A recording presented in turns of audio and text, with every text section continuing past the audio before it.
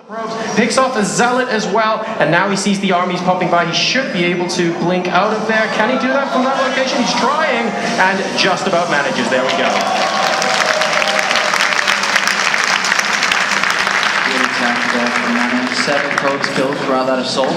Nice little jab there. If we look at the probe count, 29 to 28. Basically, Mana just brought back the economy to equal. He doesn't have really the technology at the moment. As you can see, the very first mortal coming out, and that's quite far behind his opponent, who's now taking double gases on the natural. And what we'll start to see now is thermal to be researched. Most likely, say he's throwing down a second robotics facility as well. With a second robotics facility, he'll be able to increase this even further if he wants to. He can also throw down a bunch of gateways. With a bunch of gateways coming down, he can start to build a timing. In this stage of the game, when you are Protoss and you have such a big lead, you can do a couple of things. You either throw down a bunch of gateways to go for a timing to get your opponent's lack of whatever his disadvantage in this game. For Mana's sake, it's going to be technology. Yep. Or he takes a third base saying, hey, how are you actually going to stop me from taking the base when I have a superior army? And it's very difficult as well when you're on the same number of robotics facilities and your opponent simply has more robotics units. But oh my goodness, just walking that Colossi, and one of them does get picked up from Mana there. A little bit of a mistake from Sage. He still has, of course, a Colossus advantage, and he has started researching extended thermal lands, but that was a big pick-off there for Mana. And Mana is going to go ahead and backstab once again, as we now see Mana's face, and it's a very concentrated face playing from behind at the moment. Sure as hell knows that he's playing from a backwards position, and he's going to move in these Stalkers once again. Blink's giving him the ability to try and crawl back in this game. Slowly but surely, probes are going to go down. He may want to blink once into the main base, get a bit of damage to them, and then blink down once again. He's trying to talk down, gets a free immortal maybe here.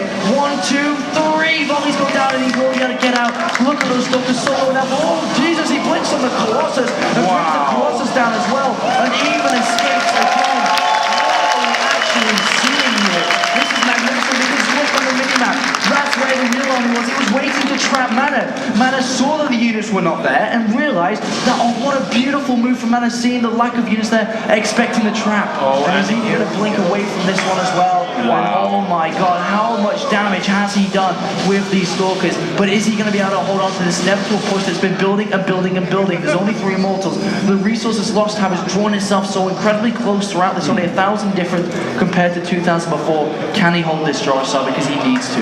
It's going to be very difficult indeed. Mana showing us a little bit of ninja toss skills there, doing so much with so little, but don't forget the bulk of the army, like you mentioned, Apollo, was still present out on the map, and now Sage knocking on the front door. His army supply is 61 to 46. He does have 2 immortals at the moment, but Mana has 3, and he actually has a Colossus out now as well. Don't forget, those Stalkers did so much damage against those robotics bay units. Sage now at 100 supply, Mana at 89, and he is looking for a way in. And Mana's on 5 gateways compared to Sage's 4 here. Colossus is slowly walking his way across the map. Mana has another Colossus about to join his army too, so with 5 gateways and 2 Colossus, I think he's going to be able to hold this. He has a defender's advantage, which means he's spread out better. Sage has to attack up a ramp. 2 Colossus will do maximum amounts of splash damage. Sage is looking to do it. There's a pylon. He's going to go up here. Can Mana hold? Because if he holds, he's going on to the semi-final. No thermal lands from Mana just yet. Sage already has it finished researching, so the Colossus can do a decent amount of damage from a high range, but good force fields there,